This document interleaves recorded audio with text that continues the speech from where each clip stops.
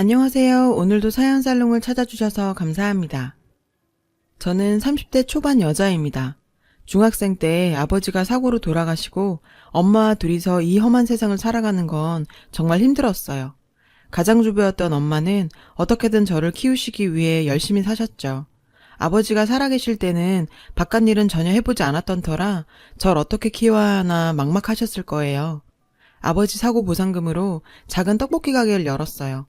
평소에 음식 솜씨가 좋았던 엄마지만 처음 시작해보는 장사는 정말 호락호락하지가 않았어요. 믿었던 사람에게 사기도 당하고 장사를 한다고 해도 하루에 매출이 10,000원도 안 되는 날이 빈번할 만큼 힘든 시간도 있었죠. 참, 이런 일 저런 일 많이 있었지만 엄마와 저는 매일같이 떡볶이를 만들고 시식하면서 최고의 떡볶이를 만들려고 노력했어요. 하늘이 저희의 노력을 알아주셨던 건가요? 그렇게 장사 시작한 지 5년 만에 주말에는 예약을 하지 않으면 구경도 못할 전국에서 찾아오는 지역 유명 떡볶이집이 되었습니다. 가게가 어느 정도 정착되고 나니 엄마는 파릇파릇한 아가씨가 이렇게 가게에만 있어서 되겠냐며 대학에 가길 권유하더라고요.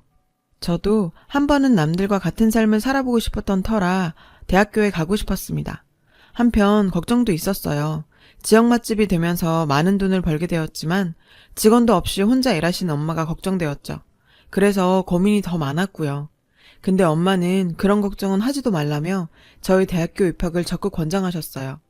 내가 살아가는 이유가 너 하나인데 나는 우리 딸이 정말 행복했으면 좋겠어. 저는 대학교에 입학하게 되었어요. 그렇게 다니게 된 대학교는 가게에서 일만 하던 저에게는 새로운 세상이었고 그곳에서 미래의 남편이 될 한 남자를 만나게 되었어요. 학교를 1년 늦게 들어간 저는 군대에 갔다가 복학한 동갑내기인 남편과 같은 수업을 듣게 되었죠. 남편은 학교에 잘 적응하지 못했던 저에게 의지할 버팀목이 되어 주었습니다. 사실 대학교 입학했을 때도 엄마가 걱정되어서 학교 끝나자마자 가게로 가서 일손을 도왔어요. 그래서 동아리 활동이나 과 활동은 한 번도 참석한 적이 없었거든요. 매일 밥도 혼자 먹고 과제도 혼자 하고 아웃사이더 생활을 하고 있던 저에게 말도 걸어주고 관심도 가져주는 남편에게 호감을 느끼게 되었고 저희는 사귀게 되었어요. 늘 학교 마치면 엄마 가게로 가야 하는 저를 남편은 항상 이해해줬어요. 쉬는 날이면 엄마 가게에 와서 일손을 도우면서 데이트를 즐겼는데 제 사정을 배려해서 엄마 일까지 도와주는 모습에 항상 고맙고 듬직했어요. 엄마도 딸이 데리고 온 남자친구가 꽤나 만족스러운 모습이었는지 매번 우리 딸 잘 부탁한다며 용돈도 쥐어주곤 했죠. 대학 졸업 후 남편은 혼자 계신 엄마와 저를 지켜주겠다며 청혼을 했는데 평소처럼 엄마에게도 든든한 사위가 되어줄 거라고 믿은 저는 청혼을 받아들여 결혼하게 되었어요. 시부모님께서도 편모인 저에게 어떠한 편견도 가지지 않고 가족으로 받아주셨고 아버지가 사고로 떠난 후 버팀목이 없던 저희 부녀에게도 새로운 가족들이 생긴 것 같아 든든했습니다. 결혼 후 엄마와 남편과 함께 행복한 나날을 보내던 어느 날 남편은 저에게 한 가지 제안을 했습니다. 자기야, 장모님 이제 나이도 있으신데 장모님 도와서 우리도 가게 확장 한번 해보는 게 어떨까? 프랜차이즈 같은 거 장모님 손마시면 분명 성공할 거야. 그럼 자기 회사는? 그만두려고? 엄마는 장사 크게 하실 생각이 없으실 텐데. 그냥 안전하고 소박하게 가게 하시는 게 엄마 꿈이셔. 몇 번이나 회사 같은 데서 찾아와서 프랜차이즈 하자고 해도 거절하셨는데 할까? 장모님이 언제까지 가게를 쭉 할 수도 없고 저 유명 맛집을 그냥 장모님 댁에서 끝낼 순 없잖아. 자기도 어릴 때보다 장사해봐서 물려받아도 잘할 거고 장모님께 한번 잘 말씀드려보자. 뭐 저도 틀린 말은 아니라고 생각했어요. 평소에도 투자해주겠다며 프랜차이즈 하자는 회사분들이 찾아온 적이 한두 번도 아니고 사실 저 떡볶이 마시면 어디 내놔도 무조건 성공할 수 있다는 자신도 있었거든요. 하지만 엄마 가게를 제 마음대로 어떻게 할 수 있는 일도 아니었고 엄마에게 의사를 물어봤어요. 엄마, 이서방이 가게 프랜차이즈화에 대해서 얘기하던데 엄마 어떻게 생각해? 예진아, 사실은 얼마 전에 너희 시어머니한테도 투자할 테니 가게 확장할 생각 없냐고 전화가 왔더라. 난감해서 얼머부리긴 했는데 남편이 저에게 말하기 전에 시어머니에게 전화가 왔다고 하더라고요. 굳이 사돈한테 직접 말할 일인가 싶어서 의아했는데 저도 엄마의 떡볶이 맛을 좀 더 많은 사람에게 알리는 것도 좋은 일이 아닐까 싶었어요. 엄마를 설득했죠. 6개월간의 설득 끝에 엄마는 3가지 조건을 거셨어요. 첫째, 절대로 재료 아끼지 말고 푸짐하게. 둘째, 고추장은 무조건 엄마가 만드는 고추장만 사용할 것. 셋째, 무엇보다 무리하게 사업 확장하지 말고 감당할 수 있는 수준으로. 이 세 가지만 지키면 떡볶이집 프랜차이즈에 동의하겠다고 하셨습니다. 본인의 떡볶이에 자부심을 가지고 있었던 엄마는 남편에게 이 세 가지만 꼭 지켜달라고 부탁했어요. 저 역시 엄마와 함께 키워온 가게인 만큼 명성에 누가 되고 싶지 않았어요. 그렇게 오픈하게 된 2호, 3호 매장은 정말 성공적이었어요. 엄마의 떡볶이집이 체인점을 열었다는 소문은 SNS를 통해 빠르게 퍼지더라고요. 평소 먹고 싶어도 본점을 예약하지 못해서 먹지 못한 사람들이 줄을 이었어요. 본점의 기술을 그대로 이어받은 체인점들도 성공적으로 자리 잡을 수 있었어요. 걱정이 많던 엄마도 우리 딸, 우리 사위 장하다며 칭찬해 주셨죠. 2호, 3호점의 성공에 너무 취했던 건지 남편은 엄마가 했던 당부를 무시한 채 바로 다음 체인점을 준비했습니다. 자기야, 너무 무리하는 거 아니야? 일단 2, 3호점부터 제대로 관리한 다음에 늘리는 것도 늦지 않잖아. 엄마도 무리하게 늘리지 말라고 하셨잖아. 무슨 소리 하는 거야. 물 들어올 때 너 저어야지. 어머님이 사업을 제대로 안 해보셔서 그런 소리 하신 거야. 2호, 3호점 이미 매출 잘 나오고 자리 잘 잡았잖아. 이럴 때 가열차게 체인점 늘려야지. 야망에 눈이 먼 남자는 어떤 것도 막을 수 없다고 했잖아요. 이미 성공을 맛본 남편은 멈출 줄을 몰랐습니다. 장모님, 4, 5호점도 바로 준비할 생각이니 고추장을 좀 더 준비하셔야 할 것 같은데요. 자네, 내가 무리하게 하지 말고 감당할 수 있을 수준으로 하라고 하지 않았나. 지금 내가 준비할 수 있는 고추장 양은 3호점까지니 그런 줄 알게. 엄마는 고추장을 더 만들어내는 건 무리라며 단호하게 거절하셨어요. 떡볶이에 들어가는 고추장 레시피는 저에게도 아직 전수해주지 않았어요. 그만큼 엄마께서 비밀리에 간직하고 계셨죠. 매년 한 번 1년 동안 쓸 고추장을 만들었거든요. 이번에 사업을 확장하면서 평소보다 3배를 더 만든다고 가게도 이틀이나 닫았을 만큼 정말 고생하셨어요. 엄마는 차근차근 매장 늘리면서 저와 남편에게 고추장 레시피도 전수하실 생각이었어요. 남편은 엄마의 만류에도 불구하고 4, 5호점을 오픈해버렸습니다.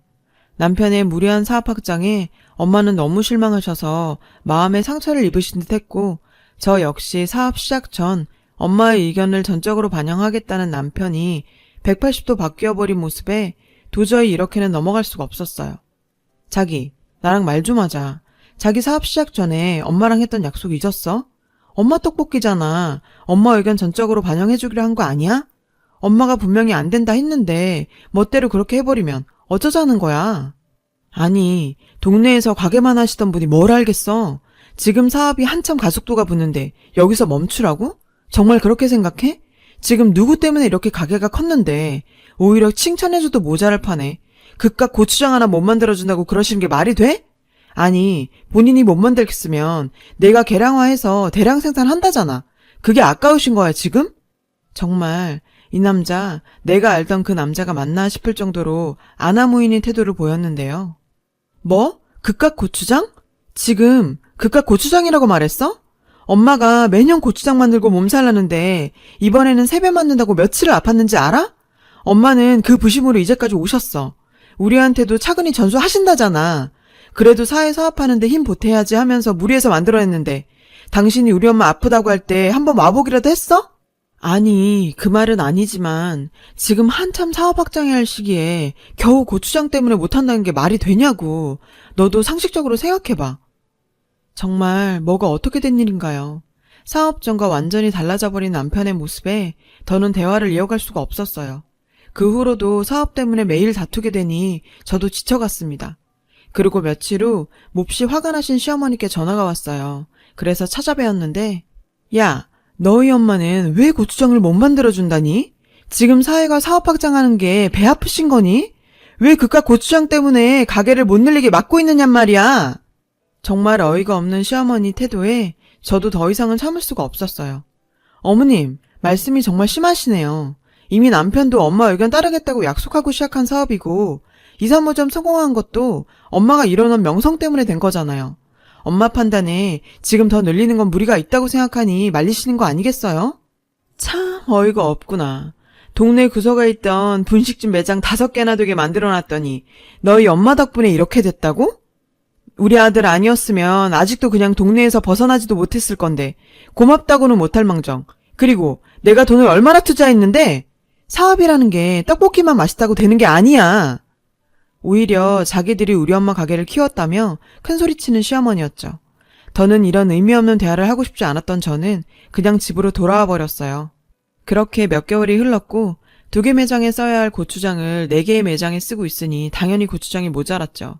그 무렵쯤 아버지 장례식 이후 저한테 처음으로 엄마는 눈물을 보이시면서 말씀하셨는데, 예진아, 네 시어미가 떡볶이 가게 본점 접고 고추장이나 대량으로 만들게 만드는 법이나 넘기란다.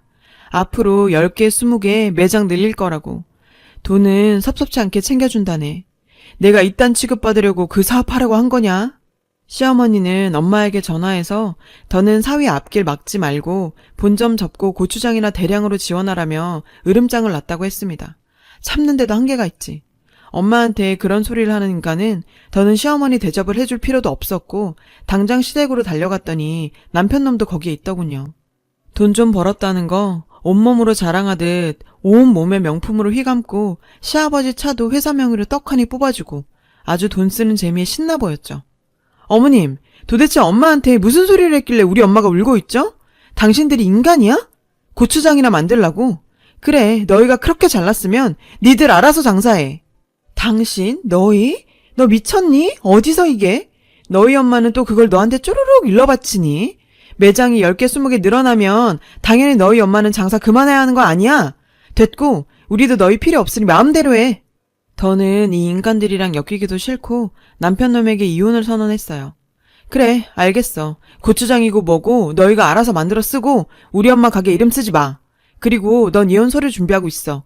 그리고 너 당장 집에서 짐 빼. 아이고, 기다렸던 바다. 우리 아들 나중에 재산 늘어나면 나눠달라고 할까봐 걱정했는데 이혼해주겠다니 고맙구나. 코딱지만한 아파트 하나 가지고 유세 떨기는. 끝까지 막말하는 시어머니였어요. 남편은 꽤 당황한 모습이 역력했어요. 누구보다 엄마의 고추장이 떡볶이 맛의 핵심이라는 걸 아는 사람이라 제 이혼 통보에 꽤 난감한 눈치였어요. 아니, 당신 너무 감정적인 거 아니야? 엄마도 좀 그만하세요. 아니, 그게 아니라 그래도 고추장은 계속. 선호야, 그깟 고추장 내가 만들어주마. 더는 저런 집에 엮이지 말고 우리 아들 하고 싶은 대로 사업해보렴. 내가 뒤에서 팍팍 밀어줄게. 이렇게 저희 5년간의 결혼 생활은 끝나게 되었습니다. 엄마와 저는 예전처럼 다시 작은 가게를 운영했는데 체인점들로 인해 손님이 많이 줄기는 했지만 여전히 원조 맛을 찾아오시는 분들도 많았죠. 그 인간들은 가게 상호도 싹 바꾸고 엄청난 비용을 들여가며 홍보까지 하면서 사업 확장을 계속해 나갔는데 엄마의 떡볶이의 핵심인 고추장이 바뀌었는데 맛이 정상일 리가 없겠죠. 점점 떡볶이 맛이 변했다는 이야기가 나오면서 손님들이 발길도 끊기고 거기에 신경 쓰느라 본점들 서비스에 신경을 쓰지 못했던 그 프랜차이즈는 1호점을 제외한 모든 가게를 닫게 되었어요. 여느 날처럼 영업 준비를 하고 있었는데 여전히 명품을 주렁주렁 매달고 시어머니가 가게로 찾아왔더라고요. 사부인, 오랜만이네요. 다름이 아니라 우리 아들이 이혼은 했지만 그래도 정이라는 게 있는데 고추장만 좀 어떡해. 뻔뻔하기도 짝이 없는 시어머니의 모습에 엄마도 어처구니가 없었는지 한마디 하셨어요. 저기요, 저는 댁 같은 사돈 둔 적이 없어요. 나와 우리 아이에게 상처만 준 인간들 사돈으로 생각한 적 없으니 당장 나가세요.